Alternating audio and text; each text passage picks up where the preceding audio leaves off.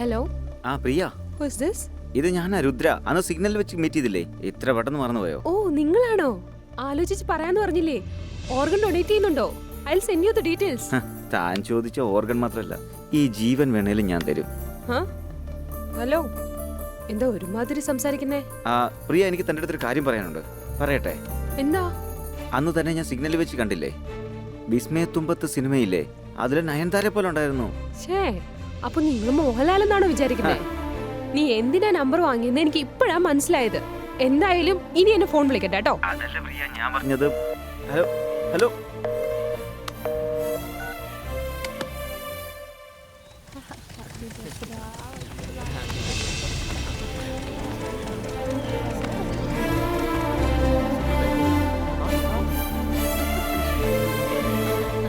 ഒരു മിനിറ്റ്, ഞാൻ ഇപ്പൊ വരാം.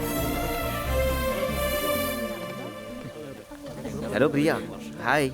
നീ എന്തിനാ എന്നെ ഫോളോ ചെയ്തോണ്ടിരിക്കുന്നേ? ഹലോ, അത് ഞാനാ ചോദിക്കേണ്ടത്. നീ എന്തിനാ എന്നെ ഫോളോ ചെയ്യുന്നത്?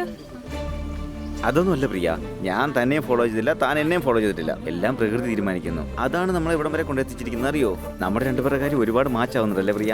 ശരി ശരി, എന്നാ ഇവിടെ ചെറുതായിട്ടൊന്ന് ഹഗ് ചെയ്തിട്ട് നമുക്ക് വിഷ് ചെയ്യാം. Happy this just friendly hug ആടോ. നോ.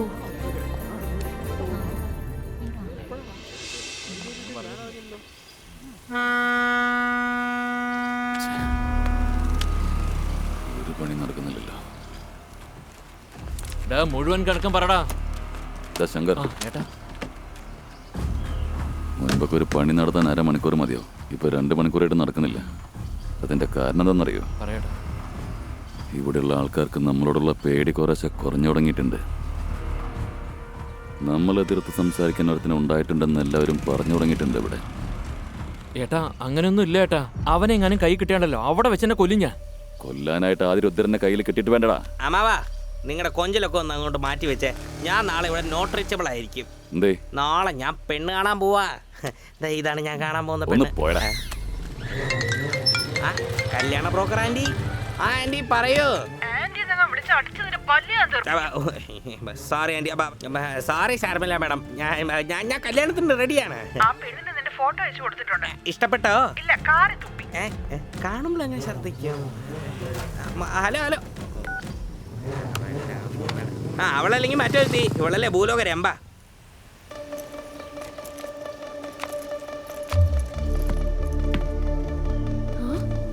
നീയോ? ഹായ് പ്രിയ, എന്താ ഇവിടെ? എന്റെ അനിയന് ക്രിക്കറ്റ് കളിക്കണമെന്ന് പറഞ്ഞു ഒരേ ബഹളം. അതിന് ട്രെയിനിങ് കൊടുക്കാന്ന് പറഞ്ഞു കൊണ്ടുവന്നതാ. പക്ഷെ നിങ്ങൾ ഇവിടെ കാണുമെന്ന് ഞാൻ എക്സ്പെക്ട് ചെയ്തില്ല. ഞാൻ അന്നേ പറഞ്ഞില്ലേ, എല്ലാം പ്രകൃതിയുടെ ഒരു ഇത്. താനാണിതൊന്നും വിശ്വസിക്കാത്തത്. അങ്ങനെയാണോ? അപ്പൊ ചേട്ടനാണോ എന്റെ കോച്ച്? ചേട്ടാന്ന് വിളിക്കാതരാ, ഇപ്പൊ വേണേ രുദ്രാന്ന് വിളിച്ചോ. അത് കഴിഞ്ഞിട്ട് നമുക്ക് നമ്മുടെ ബന്ധത്തിനനുസരിച്ച് വിളി മാറ്റാം. അങ്ങനെയല്ലേ പ്രിയ? ആവശ്യമില്ല, സംസാരിക്കണ്ട. Okay darling. ഇതാ വേണ്ടെന്ന് പറയുന്നേ. Oh okay okay dear, okay.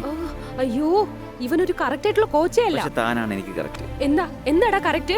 ഞാൻ എന്താ പറഞ്ഞെന്ന് വെച്ചാൽ ഫ്രണ്ട്ഷിപ്പിന് താൻ കറക്റ്റ് ആയ ആളെന്നാണ് പറഞ്ഞത്. നമുക്ക് രണ്ടും ഫ്രണ്ട്സ് ആയിക്കൂടെ? അത്രേ സീനൊന്നും വേണ്ട.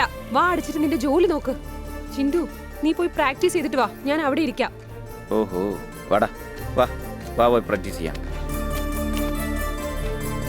ഇത് ഫ്രണ്ട് ഫുട്ട് മുമ്പോട്ട് വെക്ക്, ഇത് ബാക്ക് ഫുട്ട് ഇങ്ങോട്ട്. ബോൾ ഇങ്ങനെ വരുമ്പോൾ ഡിഫൻസ് ചെയ്യണം.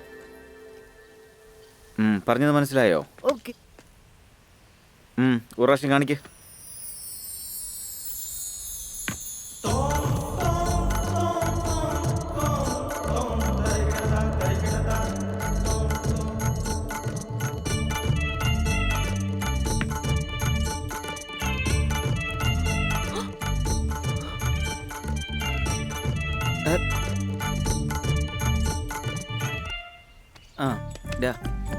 ഇങ്ങോട്ട് നോക്ക്.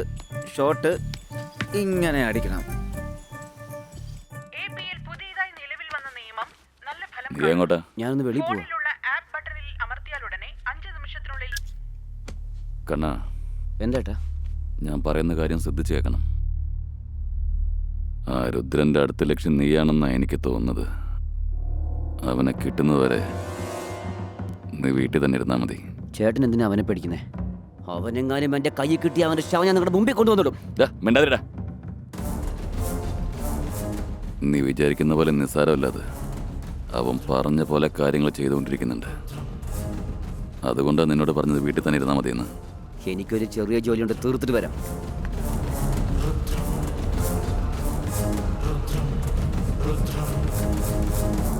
ഞങ്ങളുടെ കാശ് കൃത്യസമയത്തിന് വന്നിരിക്കണം, അല്ലെങ്കിൽ ഇവിടെ വെറുതെ ജീവനോടെ ഉണ്ടാവില്ല.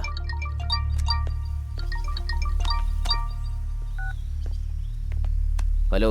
ഹലോ, ഞാനടാ നിന്റെ കാലൻ രുദ്രൻ. എടാ നീയോ? നിന്നെ കൊല്ലുവാടാ. നീ ആരടാ എന്നെ കൊല്ലാൻ? നിന്നെ കൊല്ലാനുള്ള സമയം കുറിച്ച് കയ്യിൽ വെച്ചേക്കാടാ. എന്നെ കുറിച്ച് എന്താടാ വിചാരിച്ചേ? നീ എന്നെ കൊല്ലുന്നോ? സർ പ്ലീസ് പ്ലീസ് സർ എന്നെ ഒന്ന് ചെയ്യില്ല. സർ പ്ലീസ് എന്നെ ചോദിക്കാൻ ഇവിടെ ആർക്കും ധൈര്യമില്ലടാ. Sir please. വാടാ, നേരിട്ട് വാടാ. അതും കാണാടാ. ആ പിന്നെ വേറൊരു കാര്യം പറയാൻ മറന്നുപോയി. RIP, rest in peace.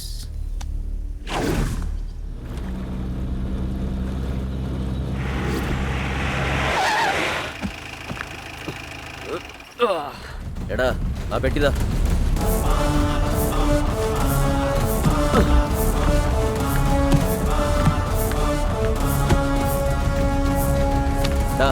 ബോട്ടിടാ.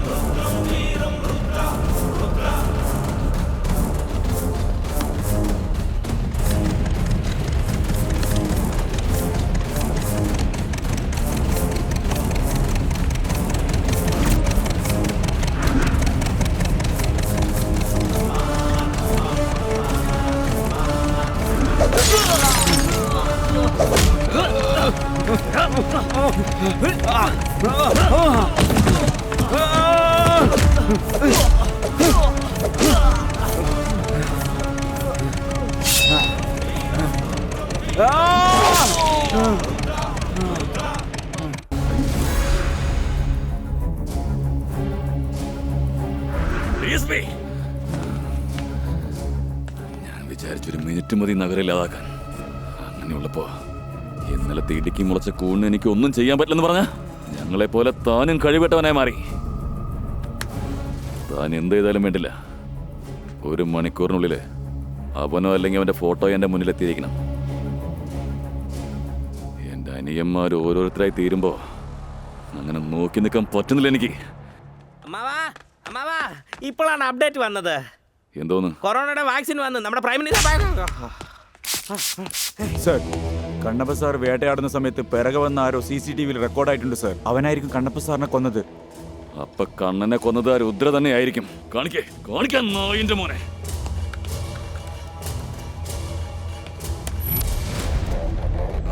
ഇവനാണ് സർ.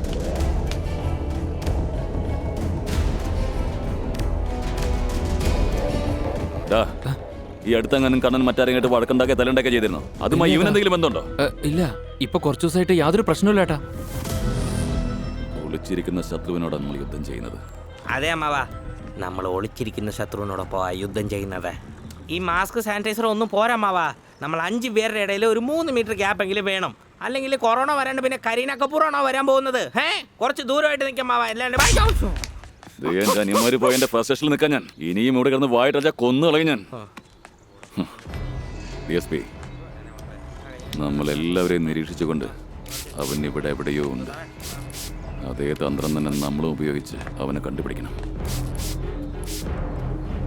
ഓക്കെ സർ, ഞാനും എൻ്റെ ടീമും ഇത് നോക്കിക്കൊള്ളാം സർ. കഴിഞ്ഞ 6 മാസമായി കിഡ്നി രോഗം കാരണം കഷ്ടപ്പെടുന്ന ഒരു കുട്ടിയെക്കുറിച്ച് നമുക്കെല്ലാവർക്കും അറിയാം. ഇന്ന് ആ കുട്ടി ഒരു കിഡ്നി ഡോണറിന്റെ സഹായത്തോടെ രക്ഷപ്പെട്ടു വന്നിരിക്കുകയാണ്. ഈ കുട്ടിക്ക് ഒരു പുതിയ ജീവിതമാണ് ലഭിച്ചിരിക്കുന്നത്. ആ സന്തോഷത്തെക്കുറിച്ച് നിങ്ങൾ പറയൂ ജയമ്മ. എന്റെ കുഞ്ഞെന്ന് ജീവനോട് ഇരിക്കാൻ കാരണം രുദ്രൻ സാറാണ്. പിന്നെ കിഡ്നി ഡൊണേറ്റ് ചെയ്ത ഭാവന എന്ന പെൺകുട്ടി. ഇവര് രണ്ടുപേരോട് ഞാൻ എന്നും കടമപ്പെട്ടിരിക്കും. നിങ്ങൾ എന്ത് സഹായം സർ ചെയ്തത്?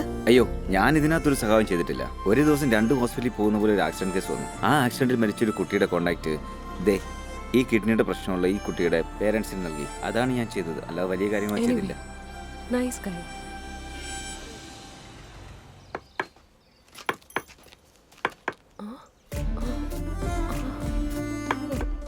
ശരി ചിണ്ടു, ഞാൻ പോവാണ്. ശരി ചേച്ചി,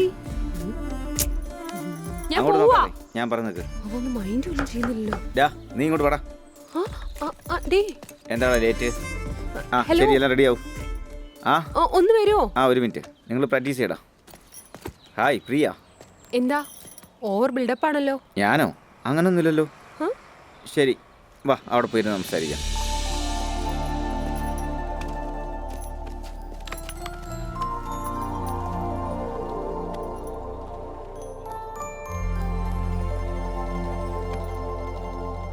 എന്തൊക്കെയാ വിശേഷം?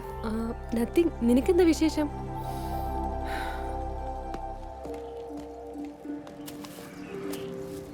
Happy birthday Priya.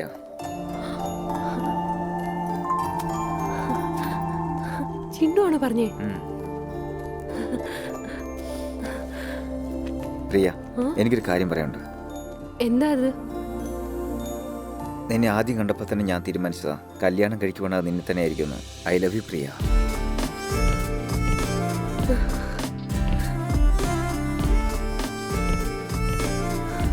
I love you too.